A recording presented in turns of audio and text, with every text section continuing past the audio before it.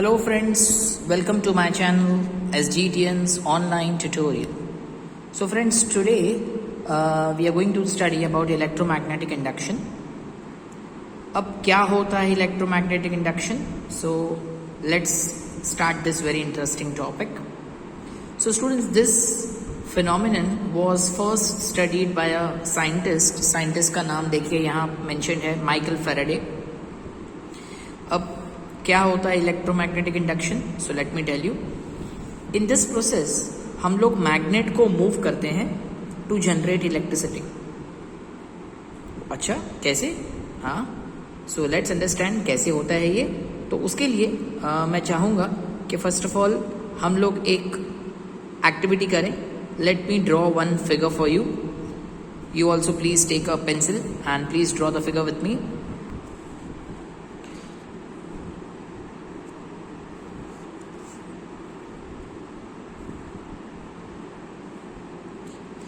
अब यहाँ इस फिगर में I have taken a coil of wire A B having n number of turns. ये बहुत सारे टर्न्स है वायर के. एंड दीज टर्न्स और this coil is connected to a galvanometer. अब पहला क्वेश्चन स्टूडेंट्स का ये रहता है कि sir what is galvanometer? So students let me tell you, galvanometer एक इंस्ट्रूमेंट है which is used to detect the presence of current in the circuit. I repeat, ये एक ऐसा इंस्ट्रूमेंट है जिससे हम डिटेक्ट कर सकते हैं कि इस सर्किट में करंट है या नहीं. सो हमने क्या किया है? We have taken a coil of wire A B having n number of turns and we have connected it to a galvanometer. अब स्टूडेंट्स, गैल्वेनोमीटर में देयर इज अ पॉइंटर. जब ये pointer is at 0, it means there is no current flowing. And if that pointer moves on any one side, it means that the current is flowing. तो अगर मैं बोलता हूँ no deflection means the current is not present, and if there is a deflection maybe on right or left means the current is flowing through the circuit. अब करना क्या है? We have taken a coil of wire AB having n turns connected to a galvanometer, और यहाँ हमने लिया है एक बार मैग्नेट. सो जब हम दोनों को स्टेशनरी रखते हैं, when you put the bar magnet and the coil both stationary, the galvanometer does not show any deflection. जब ये दोनों स्टेशनरी है तब गैल्वेनोमीटर में no deflection will be seen. But if you take the galvanometer, if you move the galvanometer rapidly, अगर आप इस galvanometer को बहुत ही quickly on any one side, suppose मैं इसे पीछे ले जाता हूँ फिर वापस आगे ले आता हूँ, पीछे ले जाता हूँ वापस आगे ले आता हूँ, इसको बोलते हैं to and fro motion. So if you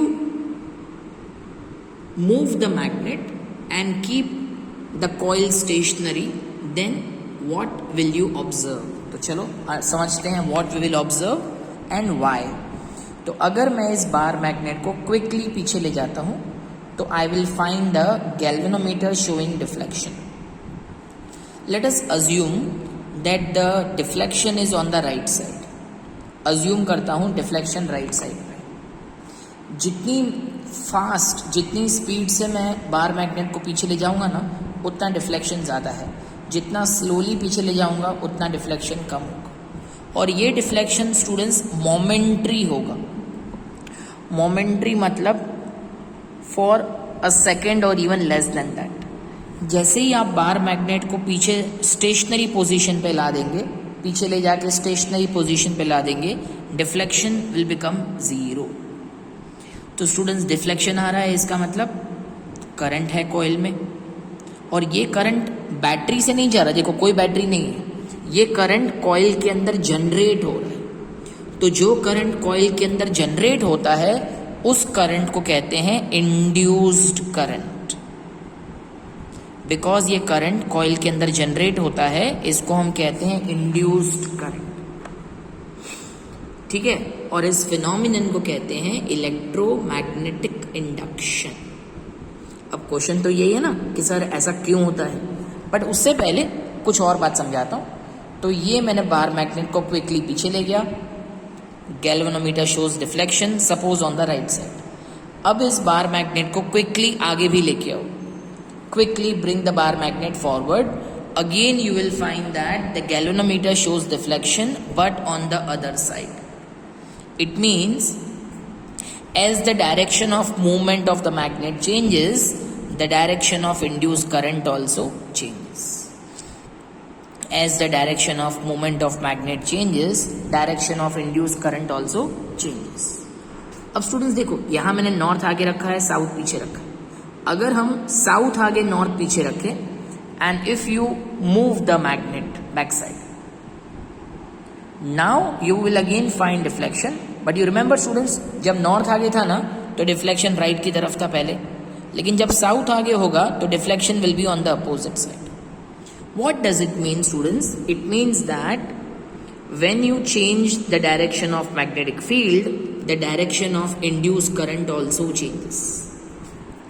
तो students, direction of induced current किस पे depend करता है? So let me write down for you.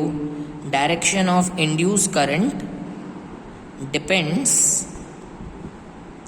on number 1,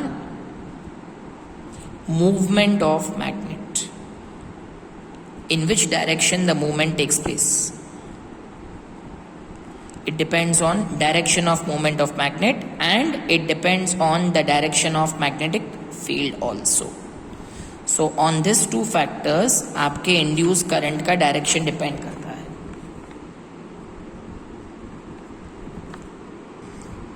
So the direction of induced current depends on direction of movement of magnet and second direction of magnetic field. Am I clear? So, अच्छा students, अब सोचिए, अगर मैं magnet को stationery रखता हूं और coil को मूव करता हूं आगे पीछे, will the current be induced? क्या करंट इंड्यूस होगा? क्या करंट जनरेट होगा? The answer is yes. It means either coil या मैग्नेट, अगर कोई एक मोशन में है और दूसरा स्टेशनरी है, then the current will be generated and such current generated is called induced current and such phenomenon is called electromagnetic induction. अगर हम दोनों को मोशन में लाते हैं, मैग्नेट और कॉइल दोनों को, अगर दोनों मूव करते हैं, will induced current be produced? The answer is no. For the induced current to be produced, one has to be stationary and other has to be in motion. तो students, ये हो गई एक्टिविटी, आपकी observation. But conclusion मतलब कि sir ऐसा क्यों होता है, why the current is induced, अभी तक वो क्लियर नहीं हुआ. So let us clear that up. So उसको क्लियर करने के लिए लेट मी अंडरस्टैंड. सी, ये मैग्नेट है, ऑब्वियसली यहाँ magnetic field is very strong, यहाँ magnetic field is very strong, here magnetic field is very weak, here magnetic field is very weak. जितना हम दूर जाएंगे ना, यहाँ एस लिख रहा हूँ, strong, weak, weak, very weak, like that. But जैसे जैसे हम मैग्नेट को पीछे की तरफ मूव करेंगे, जिस एरिया में मैग्नेटिक फील्ड वीक था, हो सकता है वहाँ स्ट्रांग हो जाए, हो सकता है जहाँ वेरी वीक है वहाँ वेरी स्ट्रांग हो जाए. So what does it mean? As you move the magnet, the lines of magnetic force will change. ये जो वायर है ना, वायर से देखो, ये मैग्नेट को जितना मैं आगे पीछे ले जाऊंगा ना, उतना magnetic lines of force on this coil will change, and as the magnetic lines of force on the coil will change, potential difference will be induced. जैसे जैसे magnetic lines of force change होगी on this coil, then potential difference will be induced. Induce मतलब potential difference generate होगा, और जब जब potential difference generate होगा, तब तब electric current भी generate होगा. So if anybody asks you that why the current is induced, so the reason is very simple. I am repeating. Due to the movement of magnet, the magnetic lines of force attached to the coil will change, and as a result, potential difference will be induced, and so current is set up in the circuit. और इस phenomenon को कहते हैं electromagnetic induction, and such current produced is called induced current. So students, I hope this electromagnetic induction topic is all very clear. Yes, everyone? अब चलते हैं आगे on the next topic. Topic है एक और एक सिंपल एक्टिविटी नंबर 13.9. Yes. अब students सबसे पहले मैं ये ड्राइंग आपके लिए बना देता हूँ। स्टूडेंट्स यहाँ हमने लिया है एक नॉन कंडक्टिंग मटेरियल का रोल। ये नीचे आपको सिलेंड्रिकल रोल दिख रहा है ना, ये कोई नॉन कंडक्टिंग मटेरियल है, से फॉर एग्जाम्पल अ पेपर और अ plastic. And this is the first coil of wire connected to a battery and a key, and the second coil of wire is connected to a galvanometer. Yes students, so here I have made it for you. मेरे पास एक non conducting material है, उसके ऊपर मैंने दो coils रखे हैं। First coil is connected to battery and a key, and the second coil is connected to a galvanometer. अब स्टूडेंट्स सोच के बताइएगा, अगर मैं करंट फर्स्ट कॉइल में ऑन करता हूं तो ये करंट फर्स्ट कॉइल में फ्लो होगा, क्या ये करंट सेकेंड कॉइल में जाएगा? फटाफट थिंक, यस और no. So the answer is no, the current will not go to coil 2 because ये नीचे का मटेरियल नॉन कंडक्टिंग। सो ये करंट सिर्फ कॉइल 1 में ही फ्लो होगा, राइट। अब स्टूडेंट्स आप ये ऑब्जर्व करोगे कि जैसे ही मैं यहाँ करंट ऑन करता हूं इन कॉइल 1, तो कॉइल 1 में करंट फ्लो होगा, और जैसे ही कॉइल 1 का करंट फ्लो होना शुरू होगा, कॉइल 2 में मोमेंट्री एक डिफ्लेक्शन आएगा। फॉर सम मोमेंट एक डिफ्लेक्शन आएगा। डिफ्लेक्शन क्यों आया? रीजन बिकॉज कॉइल 2 में करंट इंड्यूस हुआ। कॉइल 2 में क्या हुआ? करंट जनरेट हुआ, और ये जो करंट जनरेट हुआ कॉइल 2 में, ऑब्वियसली आपको पहले भी समझाया था, इसको इंड्यूस्ड करंट कहते हैं। अब क्वेश्चन बहुत सिंपल है, क्यों, व्हाई, यहां पे करंट कैसे जनरेट हुआ, what's the reason behind it? चलो एक्सप्लेन कर देता हूं। जब करंट फ्लो नहीं हो रहा था कॉइल 1 में, तब कॉइल 1 की wire was not behaving like a magnet, तो कॉइल 2 के ऊपर मैग्नेटिक लाइंस ऑफ फोर्स वर 0। लेकिन जैसे ही करंट को हमने फ्लो करवाया थ्रू कॉइल 1, नाउ जब वायर के अंदर करंट फ्लो होता है, the wire behaves like a magnet. So coil 1 behaves like a magnet, तो सडनली कॉइल 2 का magnetic lines of force have changed. I repeat, coil 2 का magnetic lines of force have changed. Because the magnetic lines of force have changed, potential difference is induced, पहले भी समझाया था। और जब जब पोटेंशियल डिफरेंस इंड्यूस होता है, तब क्या होता है? करंट इंड्यूस होता है, करंट जनरेट। यस, अगर आप इस बैटरी के पोलैरिटी को चेंज कर दो, पॉजिटिव नेगेटिव चेंज कर दो, ठीक है, मतलब पहले अगर करंट ऐसे फ्लो हो रहा है, positive to negative, here is negative, say for example this is the positive, positive to negative. जब आप पोलैरिटी रिवर्स करोगे ना, जब करंट की डायरेक्शन को रिवर्स कर दोगे, direction of deflection also will reverse. तो स्टूडेंट्स इस एक्टिविटी से हमने ये सीखा दैट कॉइल 1 के अंदर जब करंट फ्लो होगा तो कॉइल 2 में करंट इंड्यूस होगा। Reason because the magnetic lines of force have changed. So जिसमें कॉइल 1 के अंदर करंट फ्लो हो रहा है, so coil 1 is called primary coil. मैं यहां लिख देता हूं, coil 1 is called primary coil because उसके अंदर करंट फ्लो हो रहा है। एंड कॉइल 2 में करंट जनरेट हो रहा है, it is called secondary coil. Am I clear students? Coil 1 is called primary coil, coil 2 is called secondary coil. As the current in the first coil changes, जैसे जैसे first coil में current change होता जाएगा, secondary coil में current generate होगा। And this process is called again electromagnetic induction. अब students practically it has been proved that if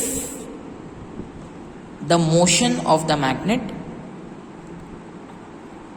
this arrow represents a motion means movement, if the motion of the magnet and magnetic field, I am writing here field, if they are perpendicular, then the induced current will be maximum.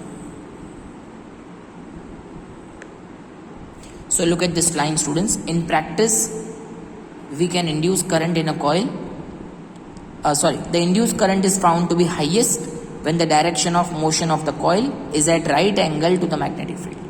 अगर movement of magnet and magnetic field, if they both are perpendicular, then induced current is maximum. और हम induced current की direction भी find कर सकते हैं using Fleming's right hand rule. If the first finger shows the direction of magnetic field and the thumb shows the movement of conductor, then the second finger will show you the direction of induced current. Please keep this in mind. If the first finger shows the direction of magnetic field, second finger shows the direction of movement of conductor, then thumb shows the direction of movement of conductor, then the second finger will show the direction of induced current. So if it is asked in 2 marks to explain Fleming's right hand rule, so remember, पहले तो इसका purpose याद करो कि Fleming's right hand rule का purpose क्या है. तो इसका पर्पस ये है that it helps us to know the direction of induce current. अगर मैग्नेटिक फील्ड और मूवमेंट ऑफ कंडक्टर ये दो हमें पता है, then we can find out the direction of induce current using Fleming's right hand rule. Right, चलो that's it for this video. Thank you, मिलते हैं बाद में.